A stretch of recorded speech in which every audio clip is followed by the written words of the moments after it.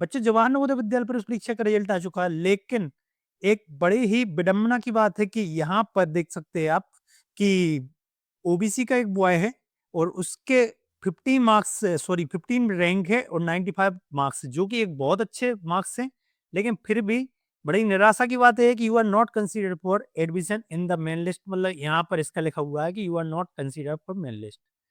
ऐसे ही एक और रिजल्ट आपके सामने मैं दिखा रहा हूँ। दूसरा रिजल्ट यहाँ पर 22 रैंक है और 93.75 मार्क्स से जनरल बॉय है, बट इसके में भी वही सेम चीज लिखी हुई है, you are not consider for admission in the main list. और थर्ड एक रैंक वो यहाँ पे दिख रही है आपको, 73 रैंक है 90 मार्क्स से, जो कि बहुत अच्छे मार्क्स कहलाएंगे 100 में से। और यहाँ पर भी सेम चीज लिखी है, you are not consider for the admission in the main list. तो बच्चों क्या कारण है कि इतने अच्छे मार्क्स से रैंक भी अंडर 80 है, मतलब बोला जाए तो 80 सीट है, 80 सीट के बावजूद भी इन लोगों को सिलेक्शन नहीं हुआ है। तो पहले दो कारण हैं, पहले दो रीजन है दो बच्चों के, इनका आप देख पाएंगे कि यहाँ पर बच्चों जो मेन चीज है यहाँ पर कि ये बच्चा अर्बन से था, इस कारण से इसका सिलेक्शन नहीं हुआ है। लेकिन जहां से इसने फॉर्म भरा हुआ था जिस डिस्ट्रिक्ट से, तो इतना है कि इस बच्चे का वेटिंग लिस्ट में चांस बहुत हाई है, क्योंकि यहाँ का मैंने कट ऑफ देखा है तो 95% ही कट ऑफ गया है, 95% कट ऑफ।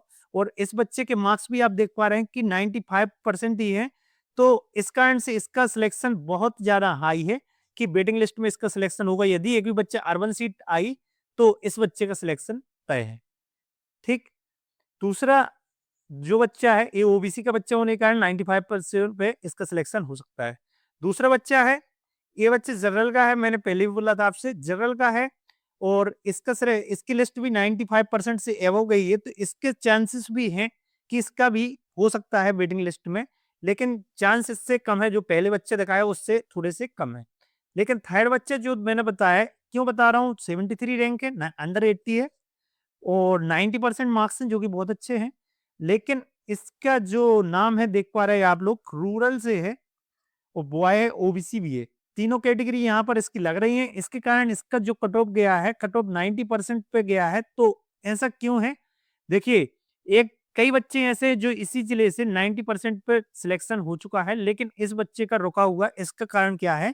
इसका कारण सिर्फ और सिर्फ इतना है कि इसका यहाँ पर आप अर्थमेटिक में देखेंगे, अर्थमेटिक में दूसरे बच्चों से इसके मार्क्स कम है।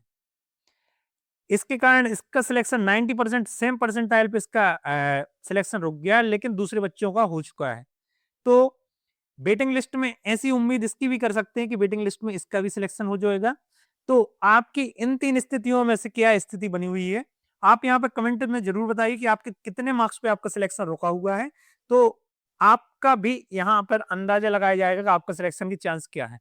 अब वेटिंग लिस्ट की बात करें तो बच्चों वेटिंग लिस्ट ये माने चलिए लगभग 15 अप्रैल तक इनकी जो एडमिशन प्रोसेस है फर्स्ट राउंड की वो कंप्लीट हो जाएगी। तो 15 अप्रैल के बाद लगभग 18 और 20 अप्रैल के बीच में वेटिंग लिस्ट को हम अंदाजा लगा सकते हैं। 20 अप्रैल तक वेटिंग लिस्ट आ जाएगी। वो वेटिंग लिस्ट उन लोगों की वजह से आती है जिन लोग सिलेक्शन होने के बाद में यहाँ पर एडमिशन नहीं लेंगे, तो वो बच्चे एडमिशन नहीं लेंगे तो उनकी सीट खाली हो जाएगी। और लगभग ऑल ओवर इंडिया में हर एक जिले से लगभग 3 से लगभग 6 के बीच में ऐसी उम्मीद लगा सकते हैं कि इससे इनमें सीट खाली होती है।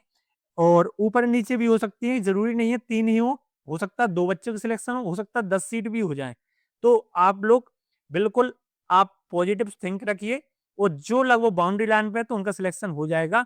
आप लोग अच्छा सोचिए और पॉजिटिव सोचिए। Thank you so much.